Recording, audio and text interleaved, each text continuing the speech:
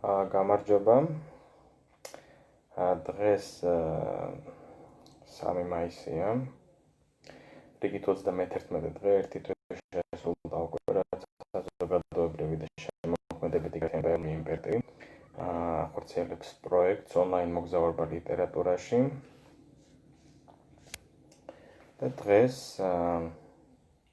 არის ახალგაზრდა ქართველი ავტორის დღე, ეს არის მიშა ბახსოლიანი, რომლის მოთხრობაც არის სიკვდილის მუზეუმი და მას ავიკითხავთ ჩვენ. და თქვენზე მსმენელო და მაყურებელო არის მინდობილი ის ამბავი, რომ უნდა გაარკვიოთ თქვენ ეს ყველაფერი, რასაც ახლა წავიკითხავ და რასაც მოისმენთ, არის სიზმარი, არის რეალობა, თუ რა ხდება, რა მებიტრიალებს ამ მოთხრობაში. მაშ ასე.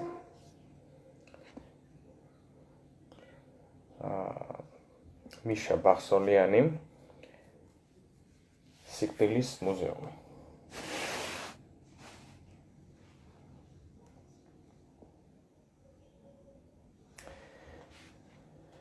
მინისტი ხარ შუბით ვეყუდები, მინაცივია და მიხარია, რომ კიდევ შემძლია სიცივის შეგრძნება. უაზროდ ვიყურები. დარბაზში ბნელა და დილის 8 საათამდე არაფერი გამოჩნდება. 8-ზე საუზმეს მომიტანენ. შვრიისა და ერთი ნაჭერი უცხიმო ყველით. მეზობელი ოთახიდან ხველების ხმა ისმის. იქ რობერტი წევს, მეხანძრი, რომელსაც სიგარეტი ძალიან უყვარდა და ახლა ფილტვის კიბოს ებრძვის, თუმცა არა. ბრძოლა მაშინ დაასრულა, როცა აქ მოიყვანეს. ახლა უბრალოდ წევს და სიკვდილს ელოდება. მთავარი ექიმის ვარაუდით 27 ნოემბერს დილის 5 საათზე მოკვდება. მთავარი ექიმი იშვიათად ცდება, თუმცა ჩვენ მოწყენილ ექსპონატებს საქმე არაფერი გვაქვს და ხანდახან მომლელებთან სახალისო მიცლავებს ვდებთ. მაგალითად, რობერტი თუ 6-ის ნახევარზე მოკვდება, ასულაც 6-ზე დიანა ბერიძე 2 კილო ვაშლს მომიტანს. თან გოლდენს თუ არა და შვილისთვის თემას დაუწერ. მისი შვილი იურისტი ამჟამად რომის სამართალს სწავლობს. რომი ჩემი საყვარელი თემაა. აქ მოსვლამდე მეც იურისტი ვიყავი. ქვეყნის ერთ-ერთი საუკეთესო ადვოკატი. ჩემს კლიენტებს შორის თვით პრემიერიც იყო, თუმცა მანამდე სანამ პრემიერი გახდებოდა, მაშინ ის მეტალურგიული ქარხნის დირექტორი იყო და დიდი რაოდენობით ჯართის გაყიდვაში იედებოდა ბრალი. მისი უდანაშაულობა ადვილად დავამტკიცე და მე დიდხანს მეგობრობდით კიდეც, ხო მართლა? ჩვენზე ფულის დადება ტოტალიზატორში შეიძლება. ერთადერთი ვისაც თამაში ეკრძალება, ექიმები და მუზეუმის ადმინისტრაციაა. რობერტის ხელა მატულობს, ასე თუ გაგრძელდება, 27 ნოემბრამდე ვერ მიაღწევს. თავის ტკივილი მეწყება, საწყოთან მივდივარ და ბალიშის ქვეშ დამალულ აბებს ვიღებ. ისინი შვილმა მომიტანა.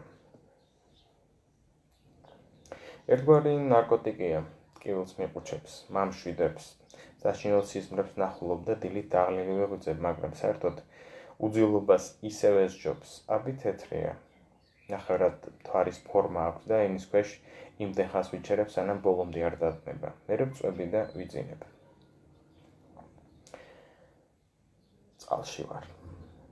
აკვალანგით და მხარზე გადაკიდებული ჰერმეტული ჩანთი დამძიმებული სიღრმეში ვეშვები. წყალი მოკვდება, თუმცა ქვემოთ უცნაურ ნათებას მომჩნევ. როგორც ჩანს, ზუსტად ჩემკენ მოდის. არ ვიცი რატომ, მაგრამ ძალიან მშვიდად ვარ და მჯერად. ცუდი არაფერი მოხდება, ფეხებს ფსკერზე ვადგამ. უცნაურია, მაგრამ ძის ასფალტია, ის კი არა და მკრთალი ღერძული ხაზიც ეტყობა. როგორც ჩანს, ოდესღაც დიდი ჩაროსნული ავტობანი იყო. მარჯვნივ მინის გუმბათი დგას, შუქი იქანთია. გუმბათს კარი აქვს. როდესაც ახლოს მივდივარ, კარები იხსნება და შიგნით შევდივარ. პატარა ოთახია, მთლიანად წყლითაა, სავსე. კარი იხურება და ოთახი წყლისგან იცლება. შემდეგ მეორე კარი იხსნება და კიდევ უფრო ღრმად შევდივარ. ჩემს წინ ტყეა, წიწვოვანი ხეების ტყე. მინდორი ყვითელი წიწვებითაა დაფარული. ერთ-ერთი ხის ძირას ლურჯი პლედია გაშლილი, პლედზე შიშველი და ავადმყოფურად თეთრი გოგონა წევს. წიგნს კითხულობს და ნაზუგს ჭამს. რა მომიტანე, მეკითხება ისე, რომ წიგნს თვალს არ აშორებს და უცებ ყველაფერი მახსენდება. აკვალანგს ვიხდი და მუცელზე მიკრულ წიგნს ბალახზევდებ. ტრიალდები და ტყისკენ მივდივარ. თან ჩანთას მივათრევ ჩანთა პროდუქტებითაა სავსე, რომელიც გოგოს ერთი კვირა უნდა იყოს. ის ქალაქის მერის შვილია, რომელსაც სულელური ექსპერიმენტის გამო ტუბერკულოზი აკიდებია და ახლა სრულიად საიდუმლო სურამში მკურნალობს. ხო, ეს სურამია. უпростоრად კი სურამის ტყის პატარა გზისპირა მონაკვეთი. სურამი ხაშურ ჰესის მშენებლობის შემდეგ წყალმა დაფარა. ისევე როგორც საქართველოს ტერიტორიის 82%. ყველაფერი იმით დაიწყო, რომ რუსეთმა გაზის მიწოდება შეგვიწყვიტა, აზერბაიჯანში კი გადატრიალება მოხდა. და მურთა ზალიევმა საქართველო აირჩია თავშესაფრად. საბოლოოდ ქვეყანაში ენერგეტიკული კრიზისი დაიწყო და ხალხმა გასათბობად ტყეების უდიდესი ნაწილი გაჩეხა. მთავრობამ გადაწყვეტილება მიიღო, რომ ქვეყანას ზემძლავ ენერგო გიგანტად ექცია და დაიწყო ერთადერთი ხელმისაწვდომი რესურსის წყლის გამოყენება. პირველი ხუდონ ჰესი აიგო, მას მოყვა ნამოხვან ჰესი. შემდეგ კი მთელი საქართველო კაშხლებთან დაფარა. საცხოვრებლად დარჩა უზარმაზარი კედლებით შემოღობილი 5 ქალაქი: თბილისი, ბათუმი, ქუთაისი, თელავი და ახალციხე. ჭადრებას გადაურჩა რამდენიმე დაცული ტერიტორია, ძირითადად მაღალმთიან რეგიონებში. ქალაქებს შორის მთელი სივრცე წყლით დაიფარა და გადაადგილების ყველაზე პოპულარულ საშუალებად იალქნიანი ტრანსპორტი იქცა. კაშხლების მშენებლობის პროცესში იუნესკომ საქართველოს მთავრობას 400 უზარმაზარი მინის გუმბათი აჩუქა. ისინი ყველაზე მნიშვნელოვანი ობიექტების დასაცავად დამონტაჟდა. მაგრამ მოგვიანებით მათი მოდიფიცირება მოხდა გუმბათის, ჟანგბადისა და ელექტროენერგიის მიწოდების სისტემები დაუმონტაჟდა, რამაც წყალქვეშა ტურიზმის განვითარებას შეუწყო ხელი. თბილისთან გაერთიანდა მცხეთა და რუსთავი, აშენდა 4 იარუსიანი და 3 მილიონ ცხოვრებზე გათვლილი მეგაპოლისი. პირველი იარუსი ჯურგმულია, სადაც მოსახლეობის 70% ცხოვრობს. მეოთხე იარუსზე კი მერია და უზარმაზარი ბოტანიკური ბაღი. თუმცა ხალხს ეს ფეხზე კიდეა. მთავარია ყველა დასაქმებულია და შეერი არ ამიკვდება. მერის გოგო, რომელსაც მადლიერი ხალხი მადონას ეძახის და რომელიც მთელ ქალაქს გვიყვარს, ოჯახიდან წავიდა და 6 თვე პირველი იარუსზე იცხოვრა. მას სურდა მამისთვის დაემტკიცებინა, რომ იქ გაუსაძლესი პირობებია და საჭიროა სერიოზული სარემონტო სამუშაოები, მაგრამ ტუბერკულოზმა ისე შეაშინა, რომ იძულებული გახდა მშობლებისთვის დახმარება ეთხოვა. მერი დათანხმდა წყალქვეშა სურამში გამოუშვა და ცხოვრებისთვის ყველა პირობა შეუქმნა. ქალაქს კი განუცხადა, რომ ქალიშვილი დაიღუპა. დღეს ის უკვე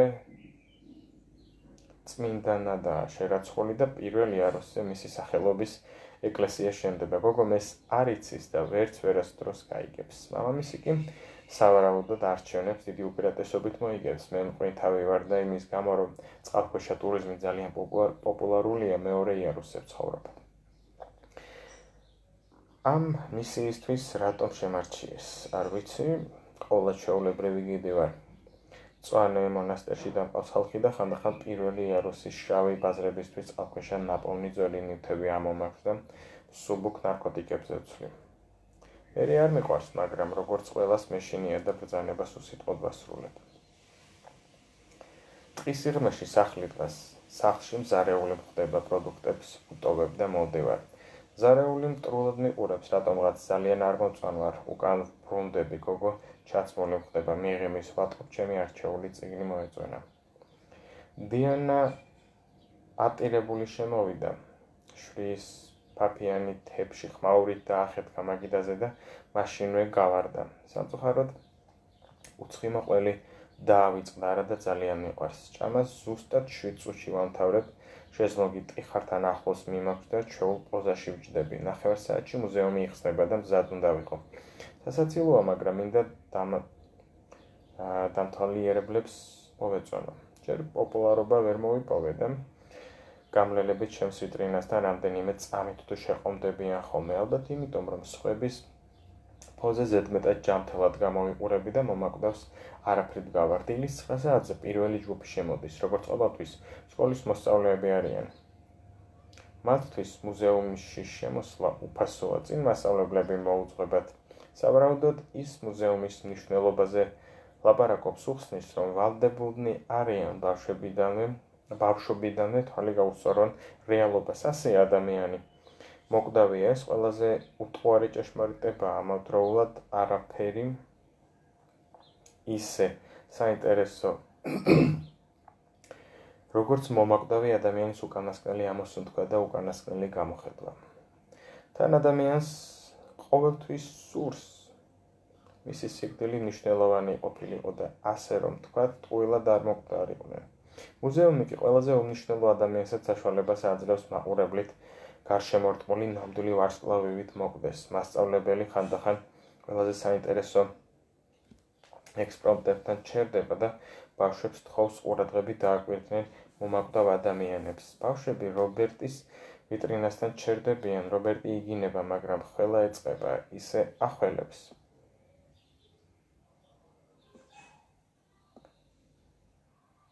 შეიძლება დაიხრჩოს კიდეც. ბავშვები თვალებ გაფართოებულები უყურებენ, ძალიან შეშინებულები არიან, მასწავლებელი კი ისევ რაღაცას ლაპარაკობს. სისულელეა ეს ყველაფერი. მე მგონი დროამ კანონი გადაიხედოს და 14 წლამდე ასაკის ბავშვებისთვის შემოსვლა აიკრძალოს. რატომღაც ამაზე ფიქრი მახარებს კალამი, რომ მაშონინა პატარა ნაშრომს დავწერდი, სადაც დასაბუთებული იქნებოდა ჩემი მოსაზრება, შემდეგ დიანას ბიჭს მივცემდი და ის პარლამენტში გააგზავნიდა. ის ჭკვიანი ხალხი ზის და აუცილებლად მიხვდებიან, რომ მართალი ვარ. რობერტი თუ მართლა 26-ში მოკვდება, თემის ნაცვლად დიანას ბიჭი ამ ნაშრომს მიიღებს. ბავშვები ჩემს ვიტრინასთან გულგრილად ჩერდებიან, უინტერესოდ მოვალეობის მოხდის მიზნით მათვალიერებენ და გზას აგრძელებენ.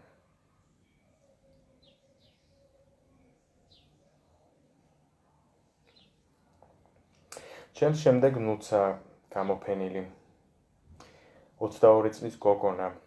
აქ მოხვედრამდე მუსიკოსი იყო, სატელევიზიო შოუში გაიმარჯვა და მოგებული მანქანით ავარიაში მოყვა. თურმე ტარება არ იცოდა, მაგრამ ამის აღიარება შერცვა და საჭესთან დაჯდა. ნუცა კომაშია. შეიძლება გადარჩეს კიდეც, მაგრამ მუზეუმს ვერასოდეს დატოვებს. ის სიკვდილამდე მინის ვიტრინის მიღმა იწვება. 10 საათზე ჩემი შვილი მოდის. ეს აკრძალული არაა, მაგრამ შიგნით შემოსვლის უფლება არ აქვს. ვიტრინასთან დგას და სევდიანად მიყურებს. სალაპარაკო ბევრი არაფერი გვაქვს, სანამ აქ მოხდებოდი, მაშინ უფრო იშვიათად ხედავდით ერთმანეთს, რამდენჯერმე ვეჩხუბე და სახლიდან წავიდა. ახლა ვეცოდები და ყოველ დილით ნახულობს. ნარკოტიკს მომლელს აძლევს და ცოტა ფულსაც უტოვებს, რომ ყურადღება მომაქციოს. ფული ბევრი აქვს. ნარკოტიკებიც ცოტა ხანში დიანა შემოდის, დილით მოწყობილი წარმოდგენისთვის ბოდიშს მიხდის და ყველის ნაჭერთან ერთად რამდენიმე აბი ნახევართვარეც შემოაქვს. როგორც ჩანს, ჩემს ბიჭს გალაგარეთ უწევს გასვლა და მარაგს მიტოვებს. საინტერესოა დილით რომ მივიღო ისევ დამაძინებს, თუ უბრალოდ ხასიათს შემეცვლის და დღის გადატანაში დამეხმარება. საკითხული გაქვს, მეკითხება გოგო და ჩემს ჩამოტანილ წიგნს მაჩვენებს. მასთან ლაპარაკი აკრძალული მაქვს, თითქოს ვინმე გაიგებს, მზარეული სახლშია და სადმეც უმზადებს, მაგრამ არაა გამორიცხული სადმე კამერები ეყენოს. თანხმობის ნიშნას თავს ვუქნებ და აკვალანგის ჩაცმას ვიწყებ. შეგიძლია ცოტა ხანს დარჩე.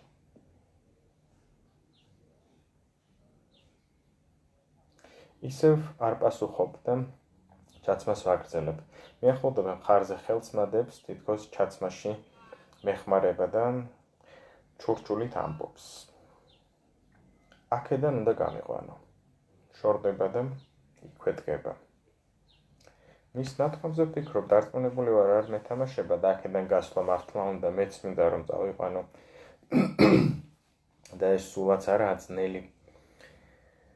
საქმე საჭირო იახტაზე დავბრუნდე და სათად არ იყო აკვალანგი ჩამოვიტანო, მაგრამ ეს შეუძლებელია, მე ორივეს მოგკლავს, მე მომკლავს, მას კი აქ დააბრუნებს და ჩემზე ერთგულ მყინთავსაც გამოუშვებს. ჯობდა ამ ამბავში საერთოდ არ გავრეულიყავი აკვალანგის ჩაცმას ვასრულებ და კარისკენ მივდივარ.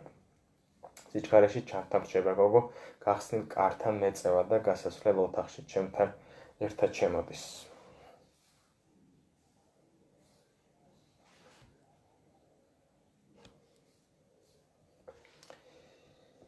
აქ კამერები არაყენია.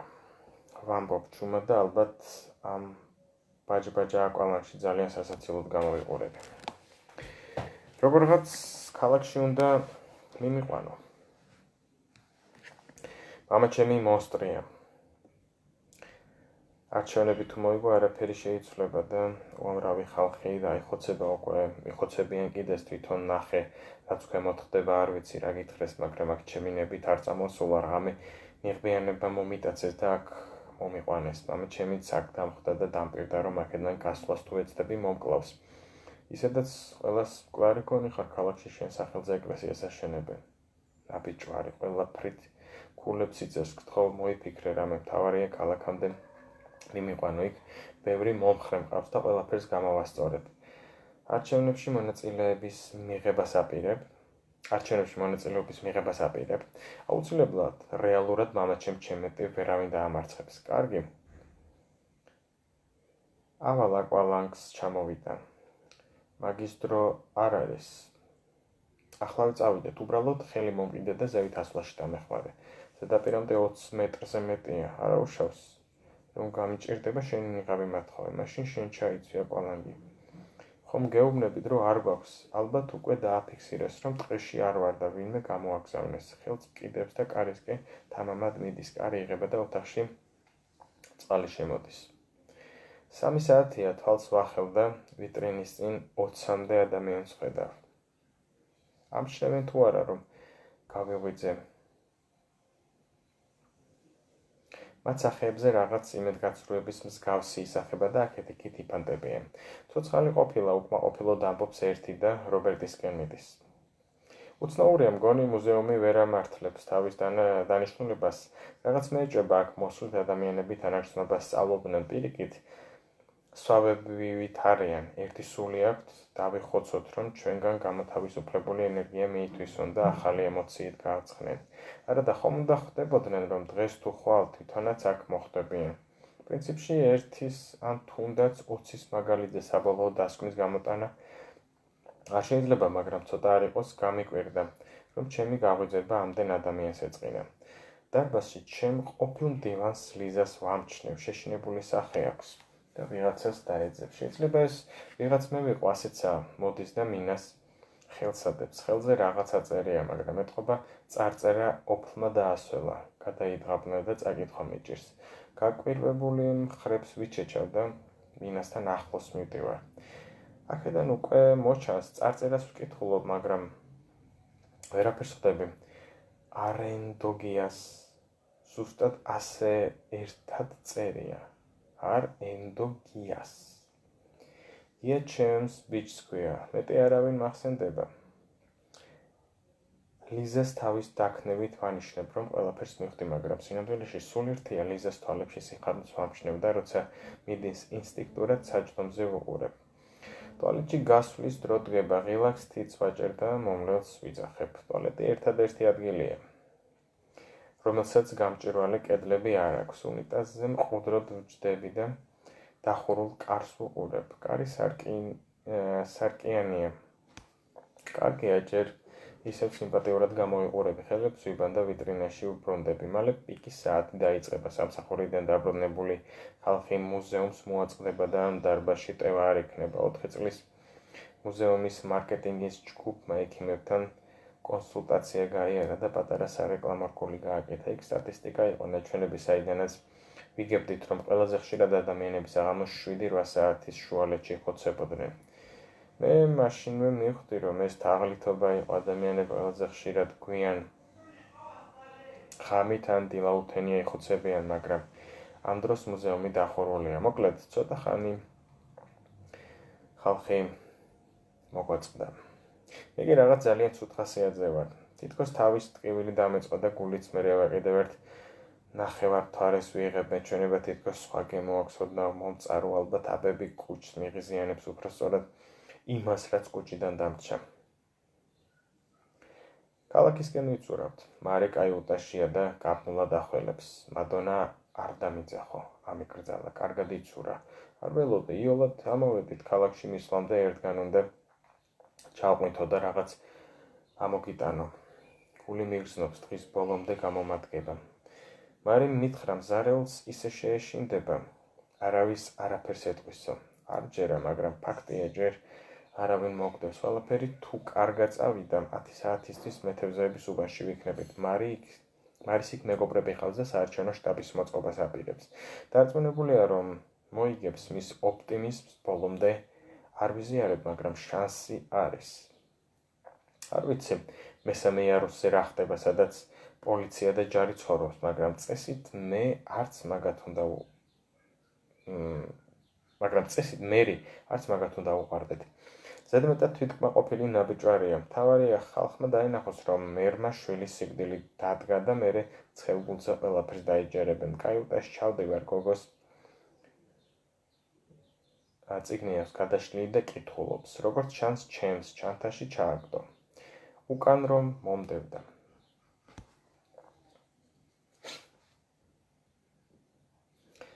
მართლა წაკითხული გაქვს? კი, მაგრამ დადიან დიდად არ მომწონს, რაღაცნაირი წიგნია მოსაწყენი. მე ძალიან მომწონს. დასასრული აქვს მორტალი. არ მითხრა, მაგრამ გონი ხვდები მამამისის მოკლა უნდა, ხო? არ გეტყვი. რაღა დაგჭა, მალე გაიგებ. აუ მოდი ცოტა ხანს ზემოთ გაჩერდი. აქ უნდა ჩავყვითო 20 წუთში ამოვალ. მარის ჩემი დასაცმელიაცვია ცოტა დიდი აქვს, მაგრამ მოხდება. ჩაშვებას რომ ვიწყებ, ხელს მიიქნევს რაღაცნაირი გოგოა ზედმეტად საყვარელი. ახლა გორის თავზე ვარ, აქ ადრე სამხედრო ბაზები იყო ერთი.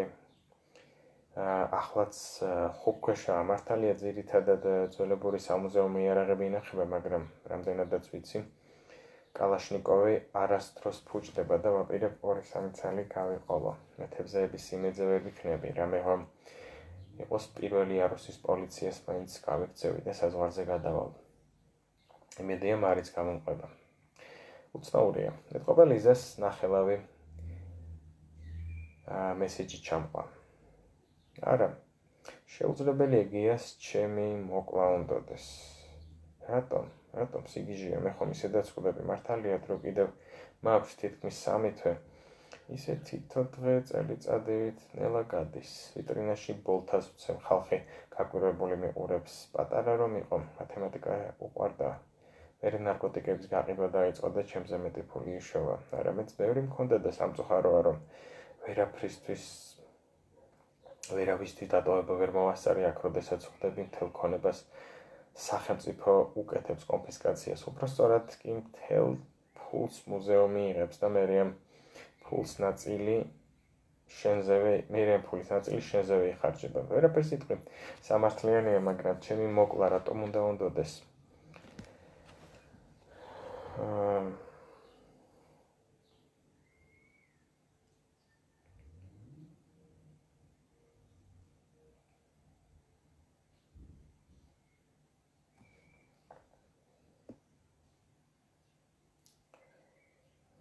ვარიანტი არა, უბრალოდ ლიზამ რაღაც უაზრო ჭორი გაიგო და ვერ მოითმინა ჩემთვის არ ეთქვა. ცოტა ხანში მუზეუმი დაიკეტება და ექიმების შემოვალა დაიწყება. ჩემს ექიმს დათოქვია, კარგი ბიჭია. ანდახან ტკივილ გამაყუჩებას ჩოქნის არა და მათი მიღებაც აკრძალულია, ჩვენ ხომ ზუსტად იმიტომ ვართ გამოფენილები, რომ ხალხს ჩვენი ტკივილი ვაჩვენოთ. ცუდი ექსპონატი ვარ ნარკოტიკებით და ტკივილ გამაყუჩებლებით გაბროებული ვის უნდა მოვეწონო, ბარემ ექიმს წამალს გამოვართმევ, რაც დამრჩა. ყველაფერს ერთად მივიღებ და ხვალიდან არაფერს გავეკარები. ცუდი დღე იყო და ბოლომდე უნდა დავისვენო. ქალაქში ბნელა. პირველი იარუსზე ყოველთვის ასეა. 10 საათზე შუქი ითიშება. უცნაური კი ეუშუქოთ ყოფნა, როდესაც უზარმაზარი კაშკლის შუაგულში ცხოვრობ, თუმცა პირველი იარუსის ქუჩები მაინც ყოველთვის სავსეა, აქა-იქ ცეცხლიანთია. ძირითადად ნაგავს წვავენ და მყრალი სუნი დგას, სადაც ჩვენ მივდივართ, იქ ყველას ძინავს. მეთევზეები დილაუთენია, დგებიან მთელი დღე თევზაობენ და საღამოს ადრე იძინებენ. ჩვენს მასპინძელს პეტრე ჰქვია.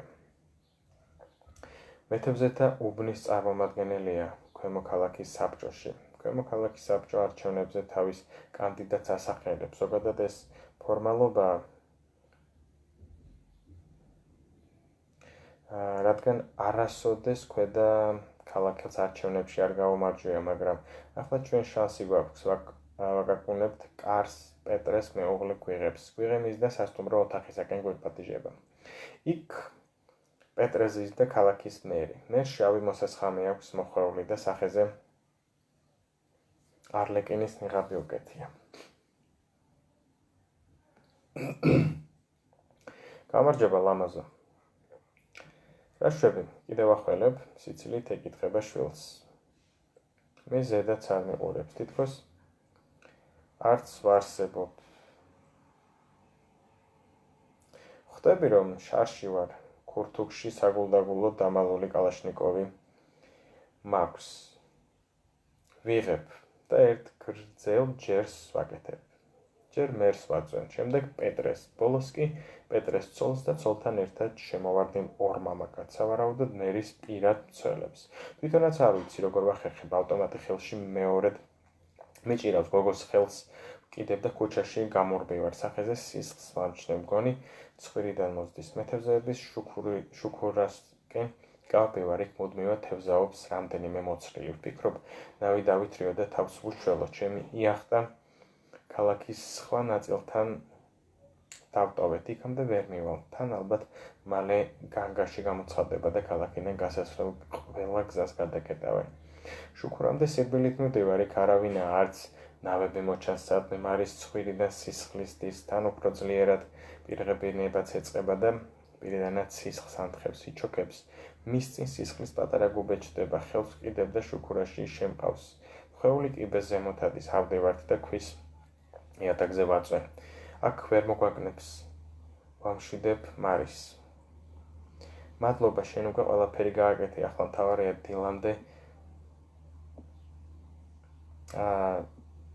მთავარია დილამდე გავთლო და ყველაფერი კარგად იქნება. მთავარია ხალხმა ნახოს, ბევრმა ხალხმა.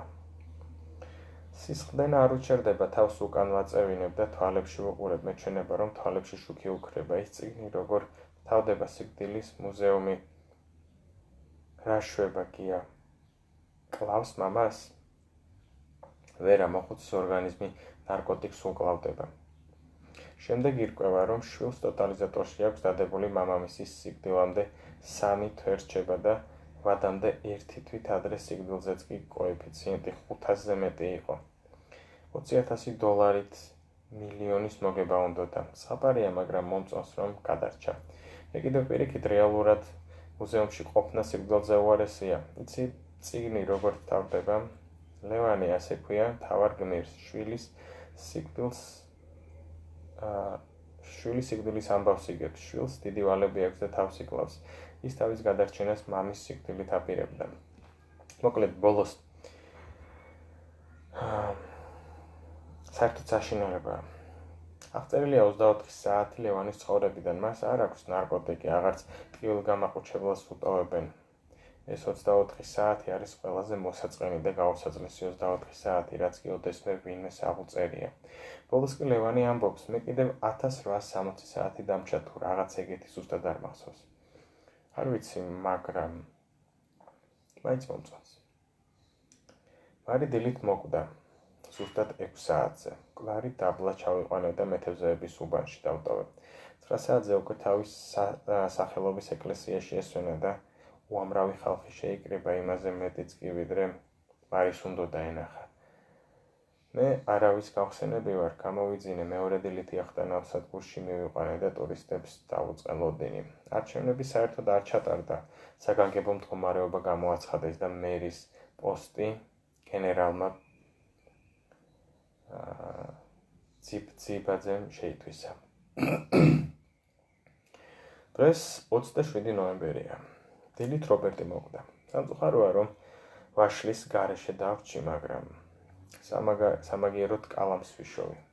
რაღაც გეგმა მაქვს, გადავწყვიტე ნაშრომი დავწერო. არა, 14 წლამდე ბავშვები არაფერ შუაშია, საბოლოოდ მივხვდი, რომ სიკვდილის მუზეუმი ნეგატიურ გავლენას ახდენს ჩვენი მოქალაქეების ყოველდღიურ ცხოვრებაზე და დროა დაიხუროს.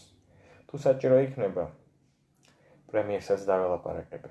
იმედია ძველ მეგობრობას არ დაივიწყებს. აი, ასე დამთავრდა. ასე საინტერესოდ ვითარდებოდა მთელი ეს ნაწარმოები. და დღეისთვის სულ ეს იყო. მოკლედ, დროებით შეხვედრამდე.